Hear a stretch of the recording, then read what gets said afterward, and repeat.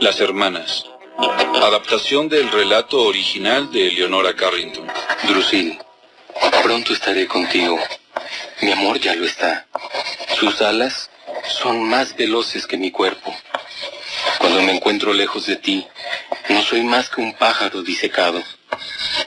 Porque tú eres guardiana de mis órganos vitales, de mi corazón y mis pensamientos. Drusil, abrazo el viento del sur, porque sopla hacia ti.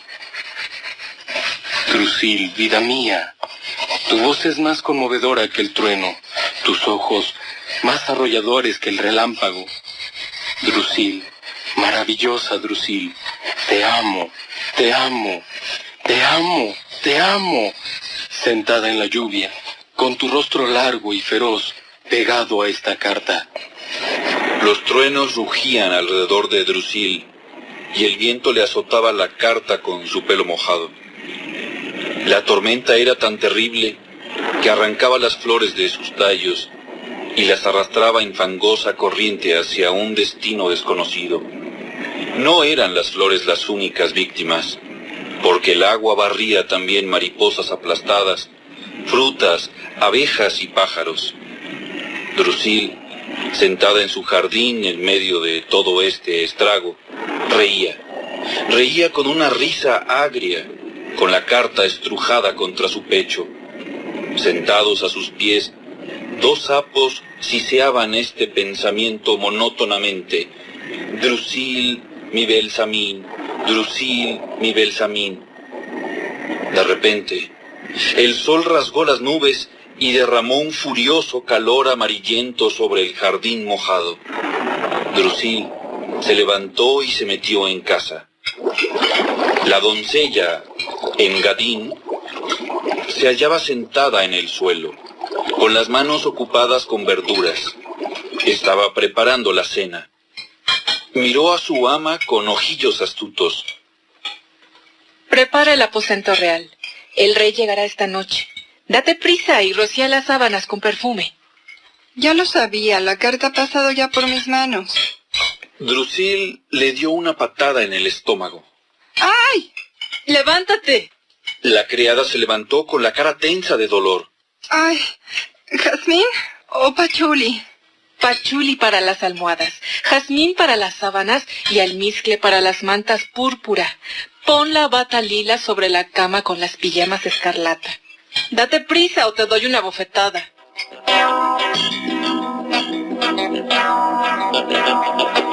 En la cocina eran puestos al fuego y sacados del horno pasteles y tartas enormes. Granadas y melones rellenos de alondras atestaban la cocina. Vacas enteras daban vueltas lentamente ensartadas en barras de hierro. Faisanes, gansos y pavorreales aguardaban turno para ser guisados. En los corredores se hacinaban cajones repletos de fantástica fruta.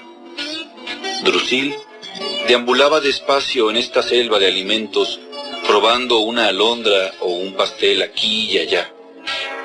En las bodegas, los viejos toneles de madera entregaban su contenido de sangre, miel y vino.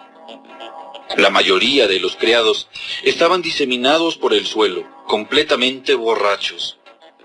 Drusil aprovechó la ocasión para esconderse una garrafa de miel debajo de la falda. Subió al desván.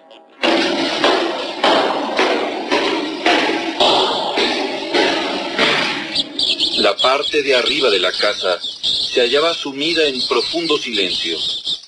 Las ratas y los murciélagos poblaban la escalera de caracol. Drusil llegó finalmente ante una puerta y la abrió con una llave grande que llevaba colgada del cuello con una cadenita. Juniper, ¿estás ahí? Como siempre, Drusil. Yo no me muevo. Te he traído de comer. ¿Te encuentras mejor hoy? Mi salud es siempre excelente, hermana. Estás enferma. Ay, pobrecita mía.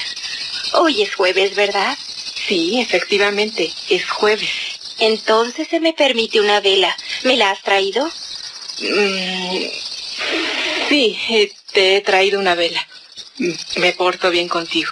Drusil Encendió la vela, que iluminó un desván pequeño, sucio y sin ventanas.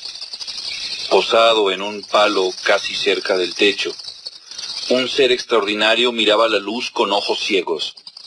Tenía el cuerpo blanco y desnudo. Le salían plumas de los hombros y alrededor de los pechos. Sus brazos blancos no eran ni alas ni brazos. Una mata de cabello blanco le caía alrededor de la cara, cuya piel era como el mármol. Juniper saltó sobre su percha. ¿Qué me has traído de comer? En el instante en que vio moverse a la criatura, Drusil cerró de un portazo tras ella. Pero Juniper no tenía ojos más que para la miel. Tienes al menos para 6 días. Juniper estuvo un rato comiendo en silencio. Bebe, te traje agua. De esa hoy no. Necesito de la roja. No te voy a dar. La última vez que bebiste de la roja me mordiste. Te excita demasiado. El agua es buena para la sed. Roja. De lo contrario, chillaré. Con un movimiento rápido, Drusil se sacó un cuchillo de entre los pechos. Se lo puso en el cuello a su hermana, que saltó en su percha. ¡No! Yo no quería nada malo.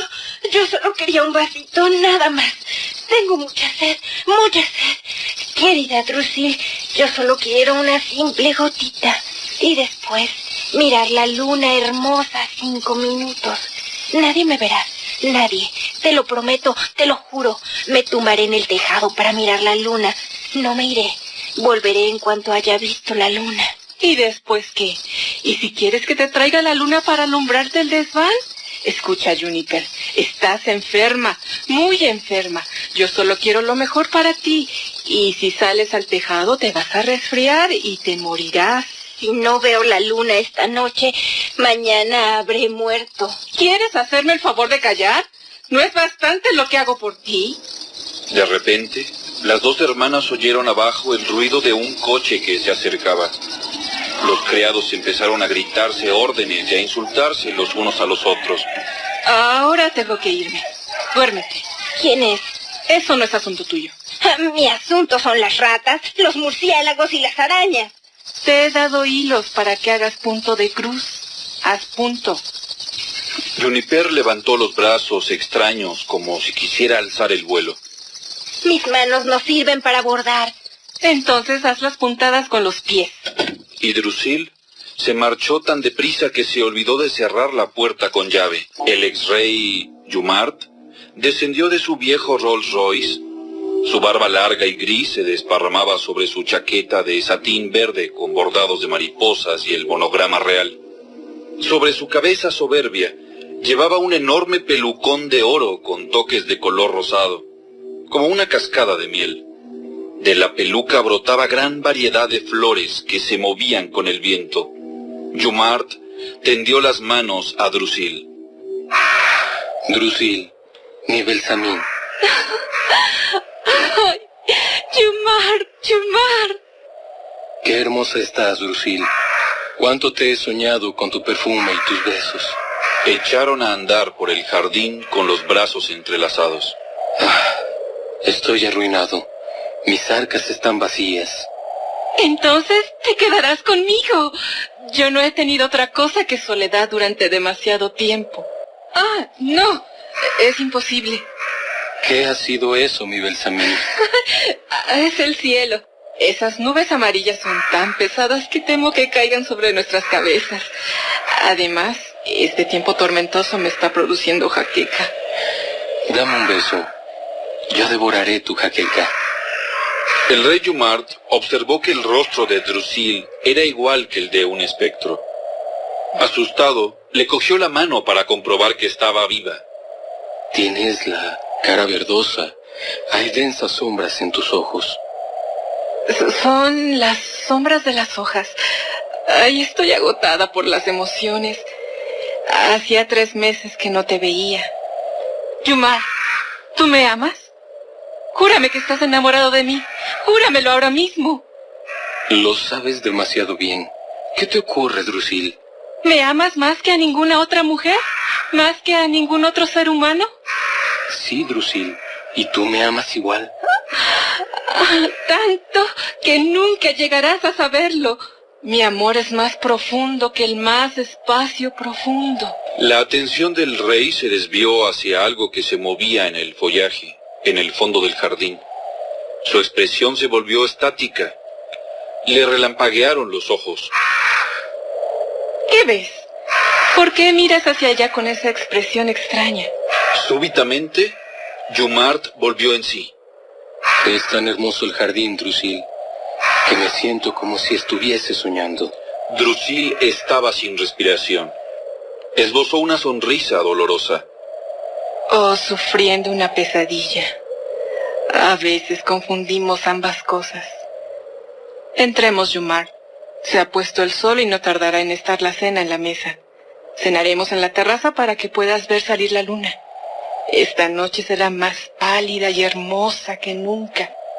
Cuando contemple un rayo de luna, creo que estoy viendo tu barba. El crepúsculo está encantado, embrujado. Quedémonos un poco. El jardín está impregnado de magia. No se sabe qué hermoso fantasma puede surgir de entre esas sombras purpúreas. Drusil se llevó las manos a la garganta. Entremos, te lo suplico. Va a caer la noche. Estoy temblando de frío. Tu cara es una hoja de un verde tan pálido que ha tenido que crecer bajo la luz de la luna reciente. Tus ojos son piedras encontradas en las cavernas del centro de la tierra y tienes una mirada feroz. Eres un lunático. Has perdido el juicio. Estás viendo cosas que no existen. Ven, dame la mano y te llevaré adentro. Vamos, vamos. ¿Qué nos pasa a los dos? No me sermones. Aunque he perdido mis tierras y mis castillos, soy el más feliz de los hombres. Encantado con sus hondas reflexiones, el rey se frotó las manos y dio unos pasos de baile. Drusil miró hacia los árboles y pensó que sus frutos parecían pequeños cadáveres. Miró hacia el cielo y vio cuerpos ahogados entre las nubes. Tenía los ojos llenos de terror. Mi cabeza es un féretro para mis pensamientos. Mi cuerpo, un ataúd. Drusil caminó tras el rey con paso lento, y las manos entrelazadas delante. Sonó una campanilla llamando a cenar. Engadín salió de la cocina. Llevaba un lechón relleno de ruiseñores. Se detuvo con un grito. Delante de ella, una aparición blanca y exultante le cortaba el paso. ¡Engadín! ¿Qué el diablo, señorita Juniper? No esperaba verla aquí. ¡Engadín! ¡Qué colorada estás! La doncella retrocedió. La aparición se le acercó dando saltos. Es que acabo de salir de la cocina y en la cocina hace mucho calor. Yo, en cambio, estoy completamente blanca. ¿Sabes por qué estoy blanca como un espectro? Engadín dijo que no con la cabeza sin hablar. Porque jamás salgo a la luz. Y ahora necesito un poco, mi querida Engadín. ¿Y qué? ¿Y qué? Engadín temblaba tanto que se le cayó al suelo el lechón y la fuente se hizo añicos. ¡Qué colorada estás! ¡Qué colorada! Engadín profirió un largo y terrible alarido de sirena. En ese instante, saltó Juniper sobre ella. Cayeron las dos al suelo, Juniper encima con la boca apretada contra el cuello de Engadín. Chupó y chupó durante largos minutos, y su cuerpo se hizo enorme, luminoso, magnífico. Sus plumas brillaron como la nieve al sol, y su cola centelleó con todos los colores del arco iris. Echó la cabeza hacia atrás y cantó como un gallo. A continuación, ocultó el cadáver en el cajón de una cómoda. Saltó y voló hacia la terraza. ¡Ahora por la luna! ¡Ahora por la luna! Drusil, desnuda hasta los pechos, tenía los brazos alrededor del cuello de Jumart. El calor del vino encendía sus mejillas como una llama. Brillaba de sudor. Sus cabellos se movían como víboras negras. El jugo de una granada goteaba de su boca entreabierta. Carne, vino, tartas, todos los manjares se amontonaban alrededor de ellos a medio comer, en pródiga abundancia. Enormes tarros de mermelada, derramados por el suelo, habían formado un lago pegajoso a sus pies. Yumar tenía la cabeza adornada con la osamenta de un pavo real. Su barba estaba llena de salsas, de cabezas de pescado, de frutas apachurradas. Tenía la ropa desgarrada y manchada de toda clase de comida. Las hermanas, Leonora Carrington. El relato Las Hermanas que hoy escuchamos es una visión surrealista del vampirismo y pertenece a la colección El Séptimo Caballo y otros cuentos, escrito por Leonora Carrington en 1939. En su libro Las leyendas de la novia del viento, Lourdes Andrade analiza la obra de Leonora Carrington a la luz de su biografía. Elena Urrutia hace referencia a este trabajo de Andrade en una revista de la UNAM, diciendo que las protagonistas de Carrington están caracterizadas por una naturaleza apasionada que puede llevarlas al punto de la antropofagia. Criaturas nocturnas, furtivas, hermosas al mismo tiempo que terribles, peligrosas. Las criaturas de la noche encarnan los deseos y las fantasías que conforman la imaginación. A veces son bellas y seductoras, en otras ocasiones aparecen horribles, monstruosas, amenazantes, como las pasiones sombrías que nos corroen. Así Drusil, del relato Las Hermanas, terrorífica y bella, no oculta su procedencia nocturna, su voz más conmovedora que el trueno, y sus ojos más arrolladores que el relámpago, con risa de hiena y rostro igual que el de un espectro. Su cara, una hoja de un verde tan pálido que ha tenido que crecer bajo la luz de la luna.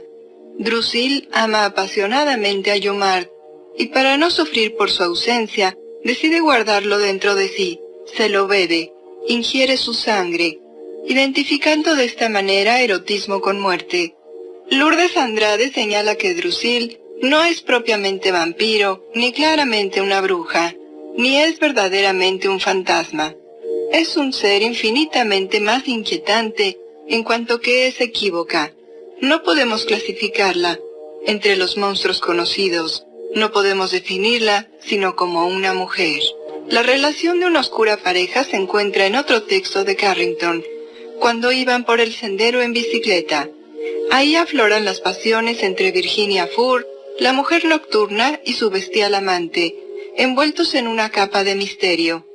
Virginia es secreta, nocturna, antisocial y maléfica, una auténtica bruja que ha tenido, según señala Andrade, la coquetería de cambiar su escoba por una bicicleta, que sale en sus correrías nocturnas, sembrando a su paso la muerte. Igname, el jabalí, su pareja, es una bestia y no un ser humano, que tiene sin embargo características humanas. Es vanidoso, narcisista, y decide llevarse a Virginia como su amante, a la que hace sucumbir al fin, obteniendo de ella que le venda el alma y le entregue el cuerpo. Un desenlace desafortunado hace que el monje, que aspira a la posesión de Virginia, movido por la envidia y los celos, induzca a los cazadores furtivos a matar a Igname, sembrando la desolación en todo el lugar. De los 7 jabatos que ha dado a luz Virginia, luego de conservar el que más se parecía a Igname, guisa a los 6 restantes para devorarlos ella y los gatos, a modo de banquete fúnebre. Lourdes Andrade estableció un paralelismo entre las protagonistas de La Dama Oval y de Cuando iban por el lindero en bicicleta con Leonora Carrington en el periodo de su vida previo a la época en que fueron escritos. ¿De dónde provienen? ¿Cómo pudo imaginarlos?, se pregunta Andrade en el ensayo Monstruos del Alma, acerca de esta fauna extraña que puebla la obra de Leonora Carrington. Monstruos inéditos, inclasificables, esfinges o quimeras, que no lo son, pero que tienen un aire particular entre amenazante y desvalido, que les otorga el sello de la autora. Y continúa preguntándose, ¿de dónde provienen? ¿Cómo pudo Leonora imaginarlos? Es cierto, como el título del ensayo indica, que son seres que han salido del fondo del alma, que surgen desde su interior, desde un espacio intermedio entre la vigilia y el sueño. Pero ¿cómo llegaron ahí? También es cierto que son necesarios, como apunta Jorge Luis Borges, citado en el epígrafe, al referirse al dragón. Es, por decirlo así, un monstruo necesario. Si bien en la pintura de Leonora Carrington la monstruosidad existe como indefinición, los suyos son seres desdibujados, inacabados, imprecisos, en cuanto a su esencia, a su identidad. Su sustancia suele diluirse en el fondo del cuadro, su ser se disuelve en el color, en la sombra. En su obra escrita nos sumerge en el universo de los monstruos nocturnos, que hechizaron la inspiración romántica, los monstruos oscuros de la fantasía neogótica. Y como ejemplo de esa perturbadora y vulnerable fauna en el ámbito de la literatura, refiere la extraña identidad de Juniper, hermana y víctima de Drusil. Ese ser monstruoso encerrado por su cruel y autoritaria hermana en el ático de la casa, cuya cualidad más evidente es su indeterminación, que parece dulce y sumisa, y que sin embargo es capaz de inusitados actos de insurrección, cuya agresividad no es evidente, pero que se abre paso en una oscura red de recovecos. Ese ser logra al fin descender del palo donde estaba posada observando la luna, y al lograr escapar de su encierro, en plena noche, ataca a la sirvienta obteniendo al morderla la sangre, que transforma su apariencia frágil y pálida. Su cuerpo se vuelve enorme, luminoso y espléndido. Sus plumas brillan como la nieve bajo el sol. Su cola resplandece con todos los colores del arco iris. Vampirismo y canibalismo campean tranquilamente en ambos relatos. Así lo expresa Elena Urrutia en su ensayo en la revista crítica de la UNAM. ¿Alguna vez ha oído usted hablar de Elisa Lam? Es posible que en algún momento a lo largo del tiempo hayamos platicado de ella, pero no es una historia tan antigua. Es una historia de hace unos 4 años. Y es una historia por demás intrigante. Uno de esos casos que se abre entre dos mundos, entre un mundo de la realidad psicológica, psiquiátrica, y un mundo de lo paranormal. Es uno de los pocos casos en los que los componentes van de la mano, y que hacen que sea un caso sumamente extraño por muchas razones. Si fuese un lugar ordinario, en condiciones ordinarias, se apostaría por una solución médica y punto. Pero antes de que vayamos a las soluciones, déjeme que le platique qué fue lo que ocurrió. En el año 2013, una chica de origen canadiense, Elisa Lam, decide viajar. Había estado estudiando en la Universidad de British Columbia, en Canadá, pero en aquel momento decide salir de casa y viajar a California, en los Estados Unidos. Era conocido como el Tour de la Costa Oeste. Muchos estudiantes y viajeros suelen hacer ese viaje. Es un viaje en donde van desde San Diego, California, pasan por Los Ángeles, California, visitan Santa Cruz y finalmente San Francisco. Hay otros puntos intermedios, pero este tipo de viaje, que es un viaje de recorrido abierto, cada quien toma los días que quiere, es bastante socorrido por los viajeros jóvenes, puesto que se pueden hacer viajes muy económicos. Elisa Lam, Elisa, como le conocían, viajaba solas. Por alguna razón había decidido realizar ese viaje completamente sola. En casa sus padres estaban esperando noticias de ella todo el tiempo. Elisa solía llamar por teléfono todos los días a casa e informar sobre la situación general. Incluso en un par de ocasiones, papá y mamá habían enviado dinero para completar algún pago o algo. Estaban muy pendientes de ella. Su viaje consistía en subirse a un tren, conocido como el Amtrak, y después trasladarse a las ciudades importantes o a los centros importantes de las ciudades en autobuses o taxis. Incluso durante su estancia en San Diego, California, estuvo en el zoológico de San Diego, visitando los animalitos y todo, y se tomó varias fotografías, sola. Insisto mucho en esta parte. Ella no tenía una pareja sentimental y no conocía a nadie en Los Ángeles. De hecho, hay evidencia fuerte que así lo confirma, pero eso lo veremos más adelante. Déjeme que le siga platicando del viaje de Elisa. Elisa llega a Los Ángeles, California, después de haber estado en el recorrido en algún momento del día 26 de enero del año 2013. Pasea un poco por aquí, va por allá, y finalmente 2 días después de haber llegado a Los Ángeles, se registra en un hotel que ciertamente no se antoja un hotel turístico. Vaya, es conocido por muchas cosas extrañas, y por estar en un barrio conocido como la Cocina de la Muerte, un área en la que había numerosos vendedores de droga, en donde hay numerosos edificios abandonados, en donde hay un montón de pordioseros. En el año 2013, este lugar, en inglés conocido como Skid Row, era un lugar peligroso, y sigue siéndolo, y ha sido durante los últimos 70 años. Tras los años 30, el Hotel Cecil dejó de tener cualquier esbozo de esplendor, y se convirtió en un hotel poco recomendado, sobre todo, poco recomendado para una jovencita de origen asiático. Elisa Lam tenía todas las facciones de una chica asiática, de una chinita. Además era particularmente pequeña, de complexión física muy pequeña, delgada, frágil. De entrada se antojaba una persona muy frágil, como para hospedarse en un hotel de ese estilo. Pero además, para ahorrar un poco, decide registrarse en una habitación compartida, en donde hay otra chica durmiendo en la cama de junto. La habitación que le asignan está en el 5º piso. Pero las cosas no van muy bien, porque finalmente, después de un día de estar ahí, su compañera de habitación baja a la recepción y se queja de la extraña forma de actuar de su compañera de habitación.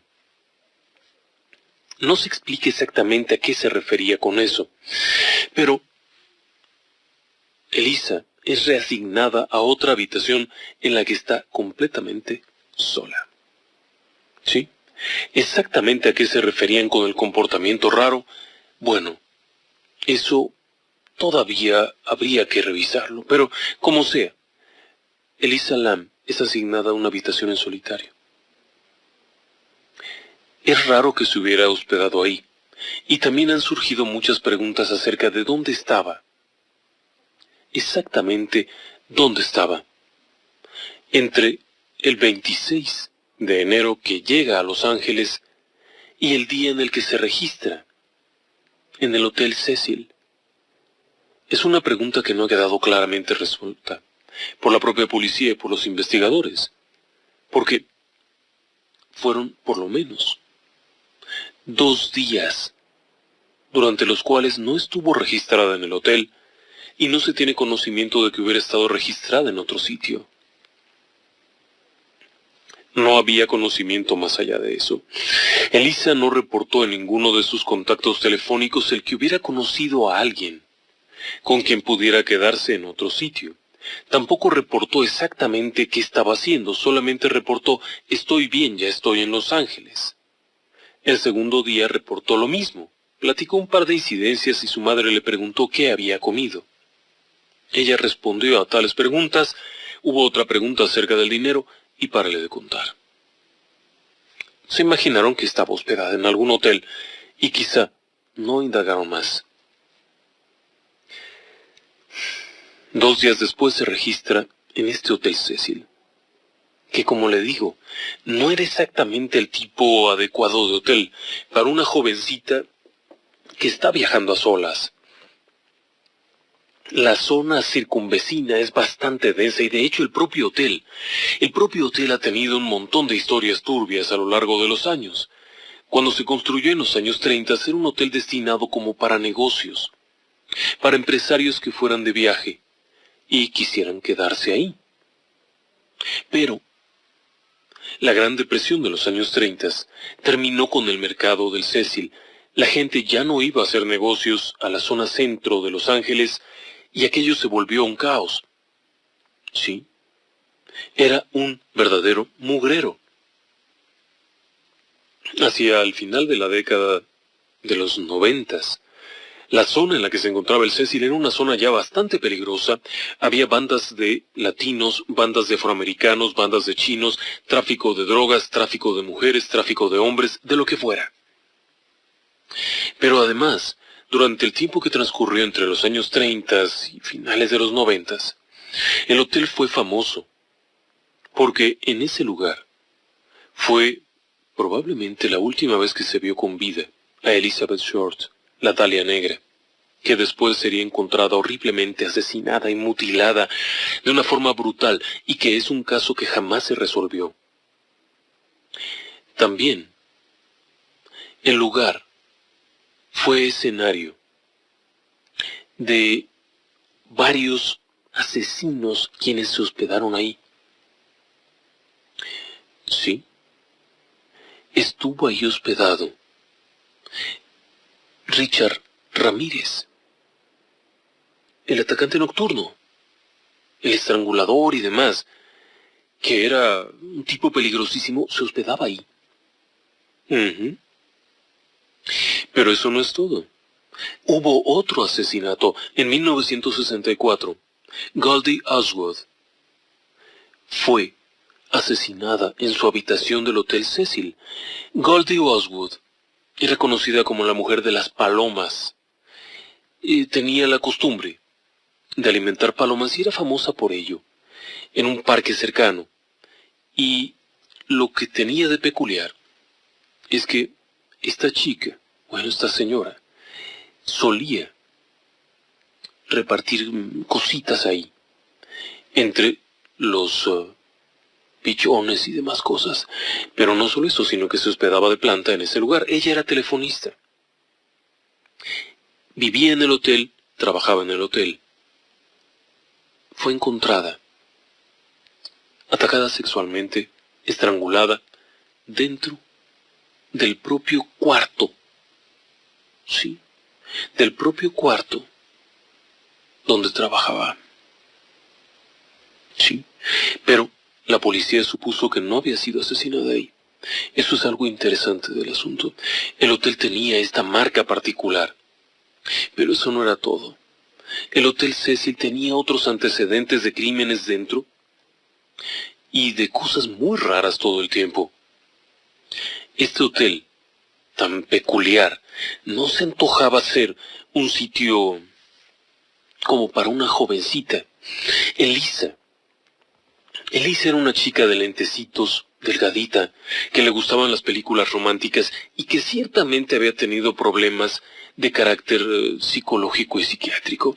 Elisa tenía antecedentes depresivos y también había tenido problemas que se podrían considerar dentro del ámbito del trastorno bipolar. Tomaba medicamentos antipsicóticos, acompañados de antidepresivos, y también tomaba antiansiolíticos. Estos medicamentos en su conjunto operan para que una persona funcione normalmente. El problema de estos medicamentos es que una persona que consume uno de ellos pero no toma los otros puede sufrir episodios psicóticos y maniáticos, es decir, que puede alucinar. Elisa no era una persona enteramente sana. Así es, no era una persona enteramente sana. Tenía un problema de carácter psiquiátrico. Ahora, en la universidad, tuvo un novio. Sí, un novio de origen chino y llevaba una vida bastante buena, una relación bastante cordial.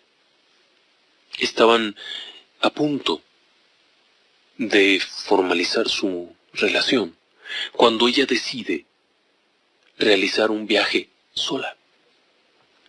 El novio le pide que no lo haga, sino que vaya con ella. Es un chinito y quiere acompañarla, pero no acepta. En el año 2012, un poco antes, Elisa se había graduado en la Universidad de British Columbia y había estado muy bien. Hacia finales del 2012, Parecía que todo aquello había quedado atrás cuando deciden darle dinero y permiso para que se vaya a viajar. Era una buena idea. Y fue un buen momento, las fotografías son preciosas. Se le veía plena. Y era una chica guapa, finalmente. Como sea, algunos argumentan que Elisa fue a parar al Hotel Cecil porque era barato. Ciertamente, era un hotel muy viejo construido en el año 20, en los años 20. Se había convertido en un lugar muy barato. Pero también tenía muy mala fama. Por todo lo que allí había ocurrido y todas las atrocidades, incluso. El hotel estaba bastante deteriorado. Al punto de que en los años 60, el Hotel Cecil era escenario de muchos suicidios, porque era barato lanzarse desde ahí. La gente subía a la azotea y se tiraba, lo que motivó que se colocara una puerta de seguridad en la azotea. No era casual que estuviera ahí esa puerta. El hotel tenía un problema de suicidas. La gente llegaba y se lanzaba, pero había cosas espantosas además. También había personas que se colgaban dentro de las habitaciones. Hubo varios homicidios dentro, no solamente el de Elizabeth Short, de la Dalia Negra, porque eso es algo muy conocido. Ha habido muchas otras cosas raras. Incluso personas que tenían un perfil parecido al de Elisa. Fueron a parar al Cecil, pero ¿por qué me intriga tanto esto? Bueno, déjeme que le explique algo. En Los Ángeles, California, hay varios albergues de la YMCA, que son económicos, muy seguros y limpios, pero económicos en extremo, que pueden incluso llevar a incluir comida. Elisa lo sabía. De hecho, tenía considerado la posibilidad de quedarse ahí. El Hotel Cecil no estaba en sus planes, no era un sitio turístico, no era algo como para ver. A nadie se le hubiera ocurrido ir a verlo porque fuera bonito o porque fuera atractivo. De hecho, los huéspedes actuales y los huéspedes recurrentes del Hotel Cecil, que ahora ya cambió su nombre, por cierto, son personas que van de paso a hacer algo en esa zona. O bien, residentes permanentes que alquilan una habitación por periodos prolongados de tiempo, que es muy barato, y se quedan a vivir ahí. Pero muchos de ellos son expresidiarios, gente que trabaja en la zona, en los bares, en las cantinas, muchas prostitutas viven ahí. También meseros. Vamos, no eran personas exactamente exigentes. ¿Cómo es que una chica llega a vivir ahí? A quedarse en ese hotel tan desagradable. De hecho, las habitaciones se ven feas. Los pasillos son feos. ¿Por qué fue a parar ahí? ¿No había otra opción? Claro que había otras opciones, de hecho. Un portal de investigación de sucesos inexplicables afiliado a Misterios sin resolver se dio a la tarea de investigar si el día en cuestión en el que Elisa Lam llegó a ese hotel había otros hoteles disponibles con menores tarifas y que estuvieran más promocionados. La oferta era impresionante. El Hotel Cecil ni siquiera figuraba ahí. Alguien tuvo que haberle indicado. Alguien la tuvo que haber llevado. No tomó taxi. Aparentemente no tomó taxi, sino que llegó por medio del transporte público. Al lugar. ¿Quién la llevó ahí? Cuando platicó con sus padres, cuando platicó con su novia acerca de los planes, no estaba incluido ese lugar. Parte del misterio no solamente es que fuera una persona psicótica. Eso no es el problema. Hay miles de personas que tienen trastornos bipolares, hay miles de personas que requieren medicamento para funcionar correctamente debido a trastornos psiquiátricos que no van a parar al Hotel Cecil. ¿Por qué fue a parar ahí? En los años 50, en los años 60 era un lugar de reunión de personas que se pudieran considerar como los parias de la sociedad. Pero esta era una chica joven recién graduada con un novio bastante guapetón, un chinito muy mono, con una familia muy buena. No era gente rica, eso es cierto. Tenía mínimos recursos para su viaje, pero los podía haber empleado de otra manera. Algo que los técnicos que han explicado la muerte de Elisa no han podido explicar es cómo llegó ahí. ¿Por qué se fue a meter a ese lugar? Había otros lugares mucho más atractivos. Incluso en el propio downtown, en el centro de Los Ángeles, que era la zona en teoría visitable de la gran ciudad, había una oferta hotelera impresionante a precios más razonables que esto y en edificios recientes. El Cecil no estaba en ningún cartel y no figuraba en el programa de viajero. ¿Por qué fue a llegar allá? Claro que hay declaraciones de los huéspedes y de empleados del hotel que la vieron, que aseguraban que estaba sola. Eso es todavía más raro, ¿no cree usted? Es como si alguien le dice, oye, ¿vas a visitar Puebla? Hombre, claro. En el centro hay 150 hoteles. Algunos son muy baratos, otros son un poquito más caros. Pero esa persona, en lugar de hospedarse en alguno de los hoteles del centro, va y busca un hotel remoto en alguna de esas colonias muy peligrosas de Puebla, que no figura en ninguna parte, que no está anunciado en ninguna guía turística, y que incluso puede llegar a ser un poco más caro que los del centro. ¿Por qué alguien haría eso? A no ser que alguien la hubiera llevado o que alguien la hubiera guiado para llegar allá. El problema es que llegó sola. Pero estamos hablando del Cecil. Años 40, años 50, años 60, Julia Moore, suicida, homicidios.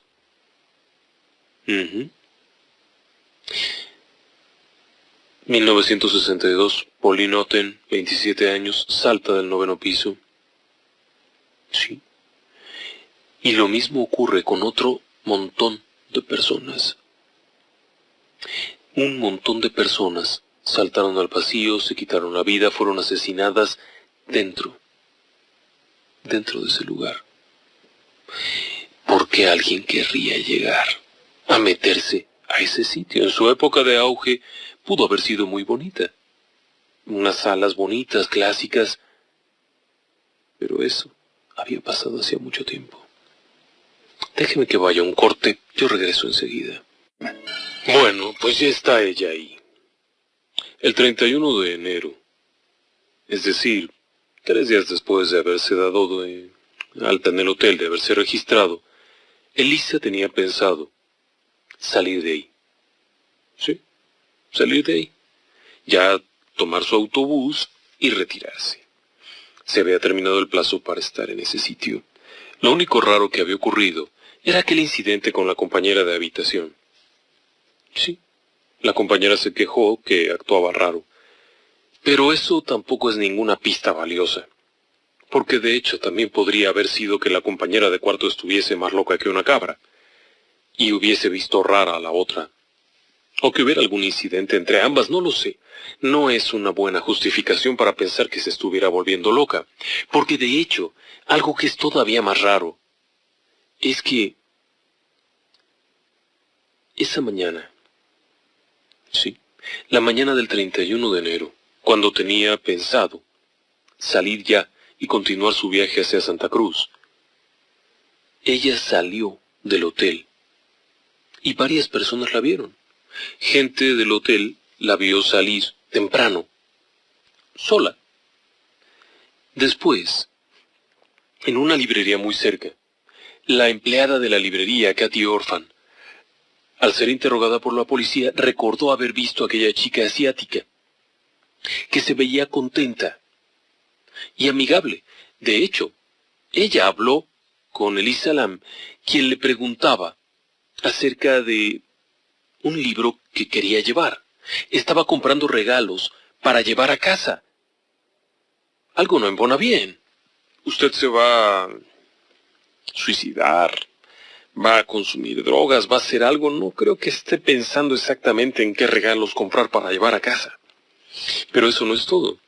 Estaba plenamente consciente de que iba a viajar, porque estaba viendo qué libro era el que estaba de moda, pero que no fuera demasiado pesado porque lo tendría que llevar consigo. Esta persona estaba planeando su viaje, estaba a punto de salir. Pero no salió a ningún lado. De hecho, el 31 de enero, Elisa, como todos los días, tendría que haber marcado a casa para reportarse e informar cómo iba. Los padres sabían que Elisa tenía un problema, un trastorno, pero ese día no se reportó. Al día siguiente, los padres de Elisa contactan a la policía de Los Ángeles y presentan una especie de denuncia por desaparición de persona, por la urgencia de que no tenía noticias. No había pasado mucho tiempo, pero no había ningún reporte. Cuando llaman al hotel, el hotel responde que tenía que hacer su check-out, es decir, su salida el día 31, pero no la había hecho, y no la habían visto por ningún lado. La policía interviene y comienza a investigar dónde está esta mujer. Al llegar al hotel, lo primero que se dan cuenta es que efectivamente había una intención de salir ese día. Van a la habitación, saben de lo que están hablando. El Hotel Cecil está en Skid Row, la zona de droga. Y esta chaparrita asiática había estado hospedada ahí. La policía tampoco entendía muy bien qué rayos hacía en ese mugrero de hotel, pero llegan allá, la gerencia autoriza para que se abra la habitación, entran y no hay nada. No estaba ahí. Comienzan a revisar la habitación, no se nota ninguna cosa rara, no hay violencia evidente, están ahí sus pertenencias, está ahí el libro que compró en la mañana, hay algunos souvenirs, hay varias cosas, pero ella no está. Preguntan por aquí y por allá, pero tampoco pueden entrar a cada habitación a buscarla. Llevan perros. Deciden rastrearla. Le ponen prendas de vestir cerca del hocico a los perros para que lo olfateen, pero ¿sabe algo? Los perros no encuentran una sola marca de olor. Recorren la azotea, ojo, recorren la azotea. Recorren todos los pasillos, elevadores, pero no encuentran nada. Esto inmediatamente los hace pensar que algo raro está ocurriendo, algo inusual. Entonces, el día 6 de febrero, han pasado ya 6 días de que no se reporta a casa. Comienzan a hacer una búsqueda más intensa. Colocan carteles, comienzan a publicar fotografías, los periódicos inician una búsqueda, se abren varias páginas de búsqueda en Internet. Esto llama la atención, pero no tienen pistas. Y de pronto, aparece el video. La policía de Los Ángeles recibe el video en donde se ve a Elisa, en lo que probablemente fueron sus últimos momentos dentro del hotel. Es un video perturbador. No es muy largo. El video de Elisa Lam probablemente dure un par de minutos. Y comienza cuando ella entra al elevador. Va vestida con una falda cuadreada, de cuadritos, no muy larga. Lleva zapatos sencillos como de tela y lleva una sudadera roja con capucha. Se sube al elevador, se puede ver el piso afuera. Ella se agacha y pica, pero no solamente pica uno, sino que pica 4 o 5 botones, y entonces se va a un rincón del elevador. Y adivine qué. No pasa nada. El elevador no se mueve, la puerta no se cierra. Normalmente cualquier elevador, viejos, nuevos, usted oprime los botones y unos momentos después la puerta se cierra. Si usted mete la mano, y es un elevador más o menos reciente, el paso de la mano activa unos sensores y la puerta se abre, pero de entrada se cierra primero. En este caso, mientras se observa el video, se puede notar que la puerta no tiene la mínima intención de cerrarse. Elisa se mueve de un lado a otro, dentro del propio elevador. Tras haber oprimido todos esos botones, pasarían unos 20 segundos, durante los cuales la puerta no hace nada. Después, Elisa se asoma a ver si es que hay alguien apachurrando algún botón o algo, pero no observa aparentemente a nadie, solo que su actitud es un poco temerosa. Después parece esconderse un poco dentro del propio elevador, como si hubiera algo o alguien afuera, acechándola, porque de hecho su actitud es una actitud no de broma, sino más bien defensiva. Llega un momento en el cual Se acerca a la puerta y mira, pero, le repito, en ningún momento el elevador se cierra. Ni se mueve ni hace nada. Elisa sale del elevador, entra al pasillo y pareciera por un momento estar jugando algo. Vuelve a meterse, vuelve a salirse, pero no hay nadie más. En todo este tiempo no ha pasado nadie, ni ha entrado nadie, ni ha salido nadie. Ella está afuera. Y de pronto sale de vista. Parece que está alegando algo, pero no se puede observar a ninguna persona.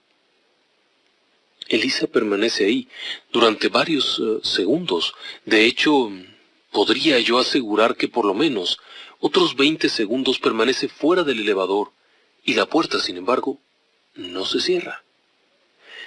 Y sigue sin cerrarse. Ni siquiera hace el mínimo intento de cerrarse. Las puertas de los elevadores se cierran automáticamente. En este caso, no. No pasa absolutamente nada y Elisa sigue afuera.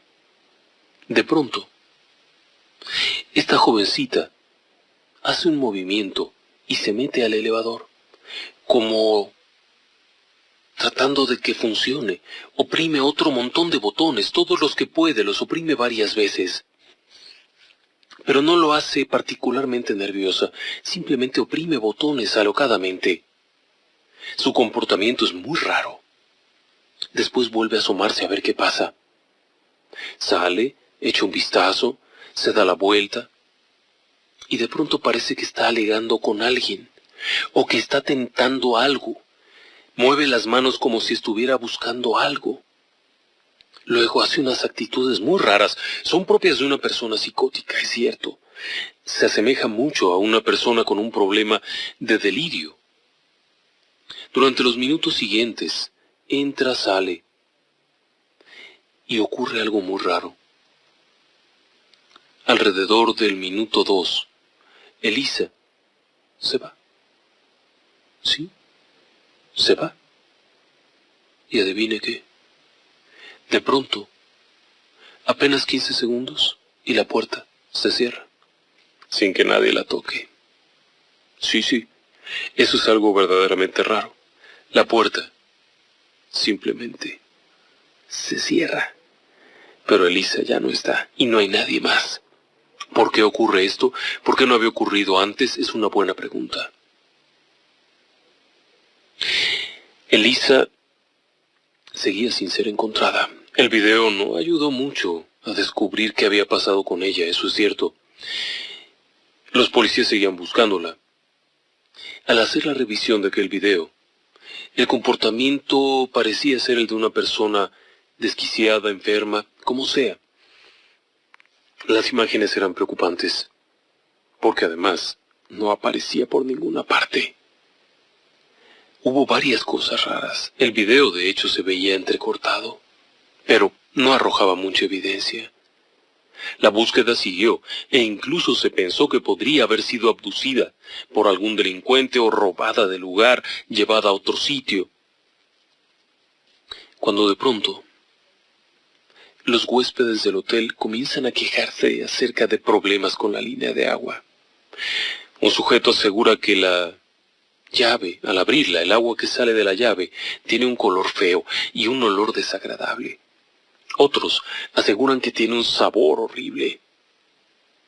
Finalmente, el 19 de febrero, la última vez que ella habló con alguien fue el 31 de enero. Han pasado ya 3 semanas. Un empleado de mantenimiento es enviado a revisar los tanques de agua para ver qué es lo que ocurre.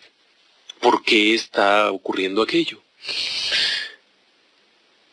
Y de pronto, al abrir uno de los tanques, encuentra el cadáver de Elisa dentro. Sí, dentro del tanque. Está desnuda, completamente desnuda. Informan a la policía y la policía llega al lugar, llegan bomberos, quienes tienen que cortar el tanque y vaciarlo para sacar el cadáver. Aparentemente, la entrada era estrecha, y sí, efectivamente la portilla del tanque es pequeña. Fue extraño. ¿Qué había ocurrido con ella? Había otros pequeños datos, sí, como por ejemplo, Estaba desnuda, pero la ropa estaba adentro. Sí. Todavía había más dudas. ¿Qué rayos había ocurrido con ella? Se realizó la autopsia, evidentemente, y la oficina de la autopsia presentó un informe bastante extraño. Primero, reportaban que la muerte había sido accidental, que se había ahogado, y que sufría de un desorden bipolar que habría desarrollado en ella un comportamiento con una serie de delirios, que probablemente eso explicaba cómo es que había ido a parar ahí. Pero no revelaba varias cosas. El tanque estaba casi lleno. Sí. Había otros factores raros. ¿Por qué se había metido? ¿Cómo se había subido ahí? Había muchas preguntas porque la puerta que da a esa zona estaba cerrada. Y eso no es todo. Había otras cosas. Como por ejemplo, estaba allí un detalle peculiar. Un objeto que no tenía cuando estaba en el elevador. Sí, su reloj. En el elevador se puede observar un momento en el que mueve las manos y no se ve que lleve puesto el reloj. Pero en el tanque sí estaba su reloj y estaba la llave de su habitación. El cuerpo presentaba ciertos daños propios de la descomposición. Eso es cierto. Pero no había ninguna evidencia física de ataques. No se podía determinar que hubiera sido atacada sexualmente. No había evidencia de drogas, salvo medicamentos propios de una persona con ese padecimiento. Incluso, muchas de las cosas que se encontraron en su sistema circulatorio eran medicamentos proporcionados por médicos. Pero exactamente cómo fue la muerte, no se sabe. Varios analistas han tratado de explicar lógicamente cómo fue. De hecho, hay un video que intenta demostrar que una persona que quiere llegar a la azotea del Hotel Cecil lo puede hacer a través de las escaleras de emergencia. Sale a la escalera de emergencia, trepa hasta la azotea, después sube, abre la tapa del tanque y salta al interior.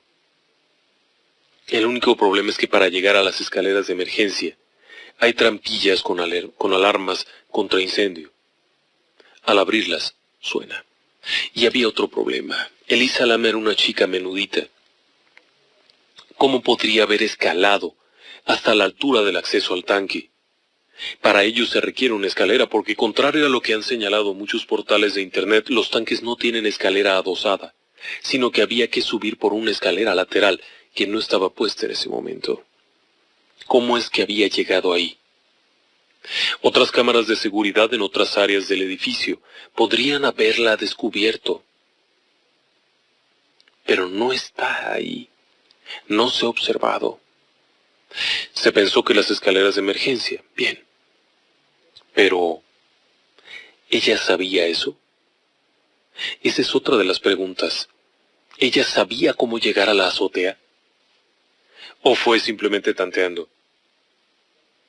Una de las teorías interesantes apuntaba a que, quizá, ella se imaginó que estaba viendo un incendio y que probablemente podría haber buscado un lugar seguro para ello.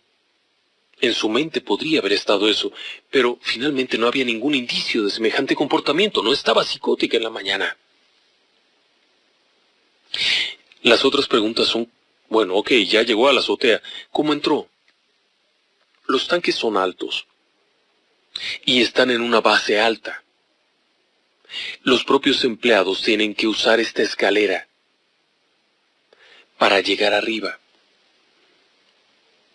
La propia tapa, si bien no es particularmente pesada, sí es una tapa que pesa unos 20 kilos.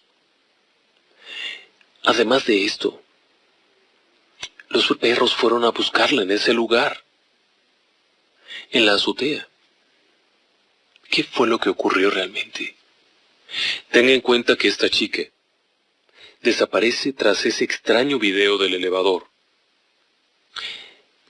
Tenía una situación especial, era una persona con un trastorno bipolar, pero estaba en un lugar muy raro, sin que se pudieran explicar plenamente por qué había ido a parar ahí. Y después, se quita la vida asaltando un tanque, que está en la azotea del edificio, al cual solo se puede llegar saliéndose a la escalera de emergencia en un 9º o 10º piso, trepando después hasta la azotea, y finalmente, subiendo de alguna manera, porque, les repito, los tanques de agua son una especie de tinacos muy altos, no tienen una escalera lateral para subirse, sino que había que parar una escalera. Y había otro detalle, la puerta estaba cerrada. La puerta del tanque. Elisa, de acuerdo con lo que describió la autoridad, tendría que haber logrado finalmente llegar hasta el tanque, haber abierto la puerta. 20 y tantos kilos de peso no es significativo, sí lo podría haber hecho. Pero entonces tendría que haberse metido al tanque. ¿Y cómo cerraba la puerta? ¿Cómo podría haber logrado subir o hacer algo para cerrar la puerta? Porque cuando el cadáver fue encontrado, la puerta estaba cerrada. La puerta del tinaco. Es una puerta de lámina, los tinacos ahí son de lámina y la puerta es como abatible. Tiene unas bisagras, se abre y se cierra. ¿Cómo la cerró? En varios intentos que se han hecho para demostrar que se puede, no se ha podido. Pero la chica no tenía drogas ilegales.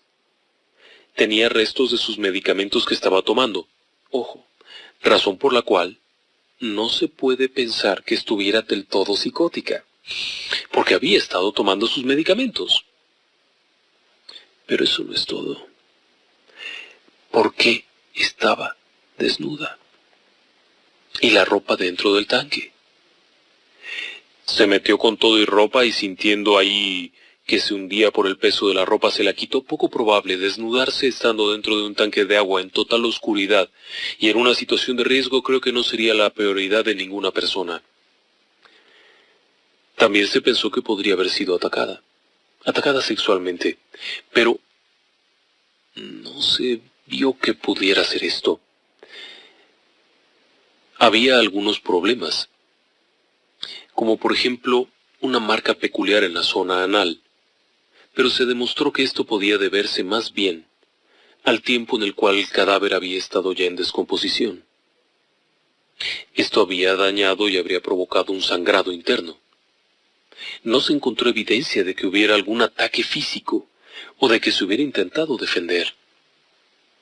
Pero ¿cómo murió? Sí. ¿Accidentalmente? No parecía ser un accidente el que alguien se metiera a un tinaco cerrado en una azotea. Homicidio, no había ninguna evidencia. Suicidio, tampoco había ninguna evidencia. Finalmente, la causa exacta se consideró como no determinada. La muerte, sin embargo, fue por ahogamiento. ¿Pero qué fue lo que realmente ocurrió? Hay muchas personas que afirman que el hotel había cobrado otra víctima. Había pasado algún tiempo desde 1992 en que nadie se había quitado la vida en el Cecil. Pero, entonces, ¿qué fue lo que ocurrió? En septiembre del año 2013, varios meses después de la muerte de Elisa, los padres presentaron una demanda en contra del hotel por muerte indebida, es decir, que ellos consideraban que el hotel había fallado en inspeccionar y garantizar la seguridad de sus huéspedes. Se buscó, de alguna forma, que se ayudara a los padres, pero ¿sabe algo curioso? No se encontró ninguna evidencia de eso. El hotel estaba en buenas condiciones. Se llegó a un acuerdo, etc. Pero durante ese proceso surgió información también bien interesante, como que no sonó la alarma. Pero en el momento en el que se hizo la investigación, casualmente la alarma sí sonaba. Las puertas de los tanques no se abrían tan fácilmente. No se pudo obtener un acceso directo. Sí, no se pudo. A través de las escaleras de emergencia sin que se accionaran las alarmas. Entonces, ¿cómo fue que se metió a un tanque hasta morir? Quizá la respuesta esté más allá. Se antoja un caso paranormal. Pero habrá tiempo de revisarlo con más calma, porque es el momento de despedirnos, solamente agradeciendo al señor Miguel allá en Tlanalapa, que nos escucha con toda la familia. Un abrazo a todos, y si tienen oportunidad de ver el video, véanlo, es muy impresionante. Muchas gracias, buenas noches.